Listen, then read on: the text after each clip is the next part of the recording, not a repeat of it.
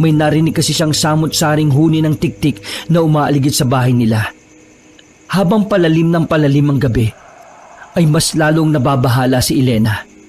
Walang ano-ano ay may kung anong dumapo sa kanyang bubungan. Nakikita niya kasi sa kanyang isipan ang bagay na hindi niya matanggap. Dahil doon ay napatakbo siya pauwi sa kanilang bahay. At noong nasa tapat na siya nito, napahagulgol siya ng iyak. Napalumpasay siya sa lupa kung saan nagkalat ang katawan ng kanyang asawa at mga anak. Ikinwento sa kanya ng lalaki ang nasaksihan niyang pangyayari na naganap sa mag-anak ni Lolo Pikot. Dahil doon ay muling hinukay ni Lolo ang kanyang gamit. Muli niyang pinag-aralan sa maikling panahon ang mga itinuro ng kanyang abuelo. Kinondisyon niya ang kanyang sarili dahil sa balak nitong paghihiganti.